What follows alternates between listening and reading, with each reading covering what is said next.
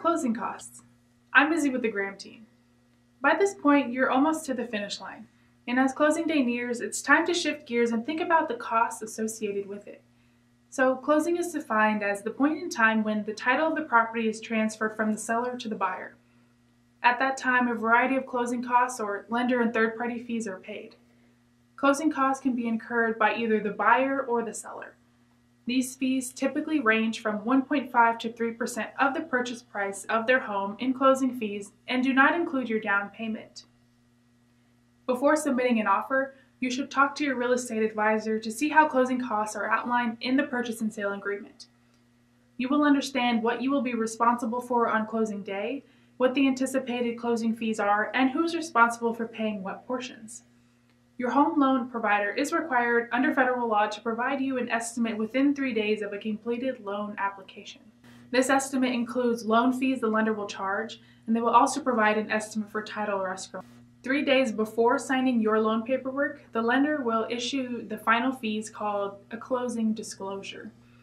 Under federal law, the lender cannot charge you for any amount over the fees on the disclosure.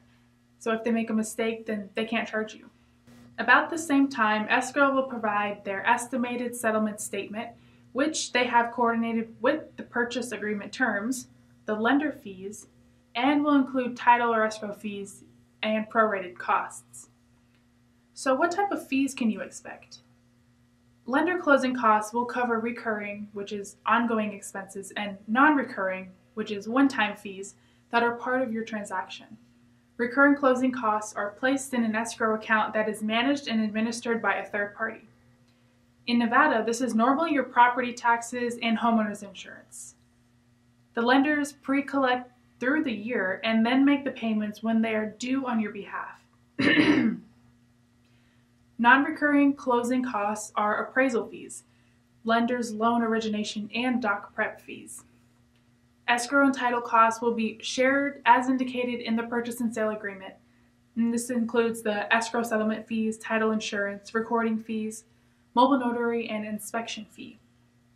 The prorated items are property taxes, HOA dues, trash, and sewer fees.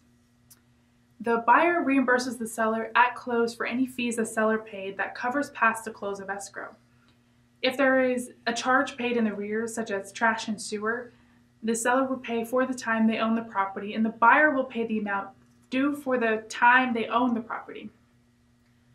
Other costs that a buyer can expect to see at closing can include items like, if not paid by the seller, home warranty, HOA transfer fees, brokerage transaction fees. And as we mentioned, a typical transaction in Nevada with a loan will range between 1.5 to 3% of the purchase price.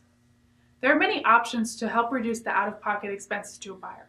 And so as you're preparing, it's best to think about the closing costs well before you reach the closing table. There are many options to help reduce the out-of-pocket expenses to a buyer. So as you're preparing, it's best to think about closing costs well before you reach the closing table. Speak with the Graham team and the home loan lenders you're considering and ask to review closing cost estimates. Having a baseline of expected costs will be helpful to you as you estimate the cash you need to bring to the closing table. That way, closing day is more focused on stepping into your brand new home rather than surprise fees. Please reach out to us if you have any questions about closing costs or the home buying process. Thanks for watching.